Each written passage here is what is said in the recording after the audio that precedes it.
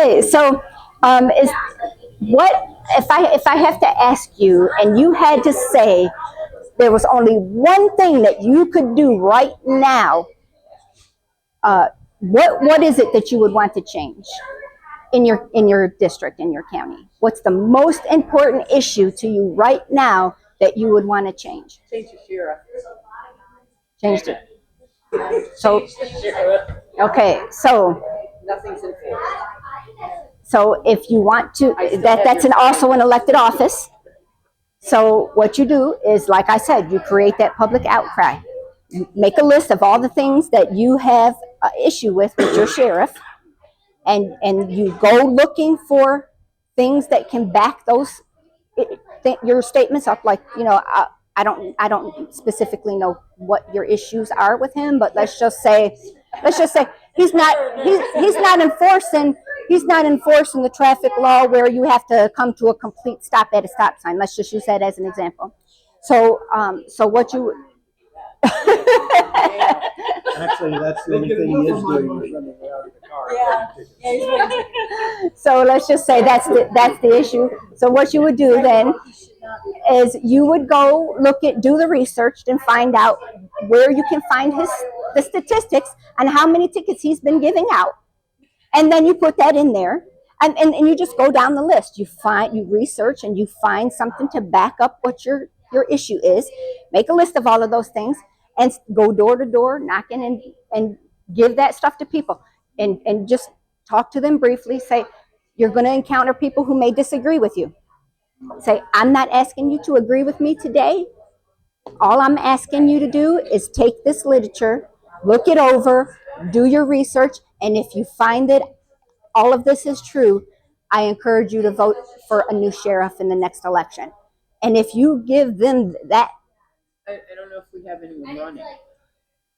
well, you got to find somebody to run.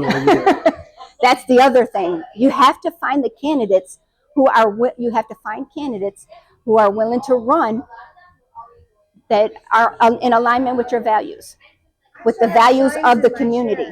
Like I said, I still have mine.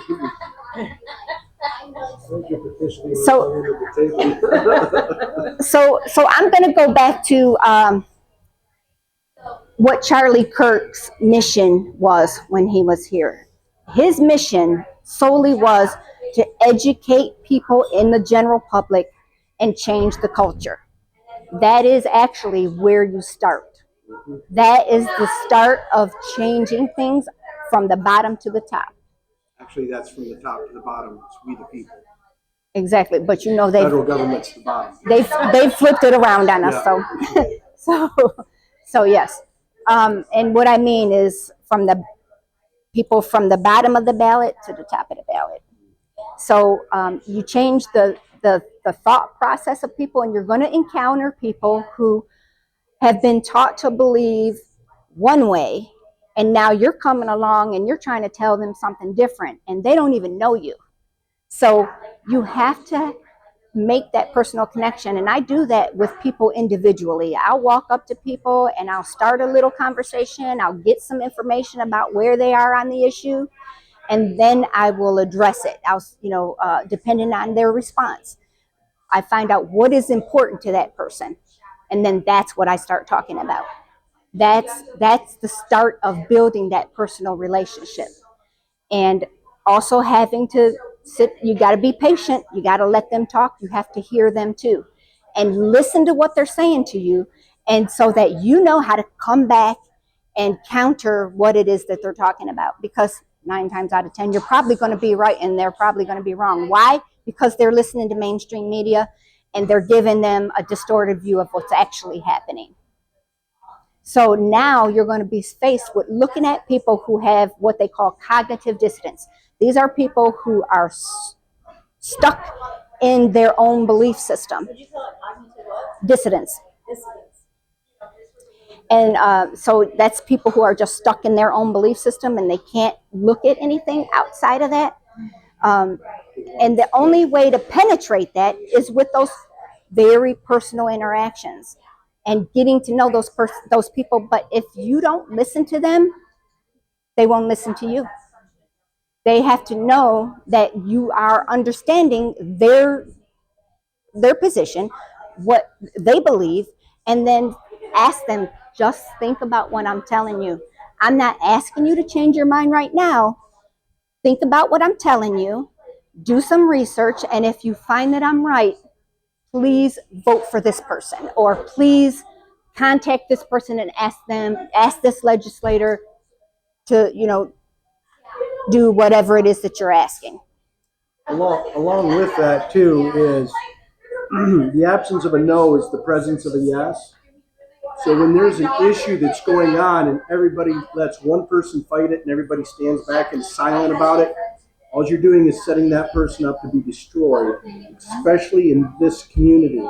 So when there's an issue, people have got to stop being afraid to stand up and put their name on that issue and say, I agree.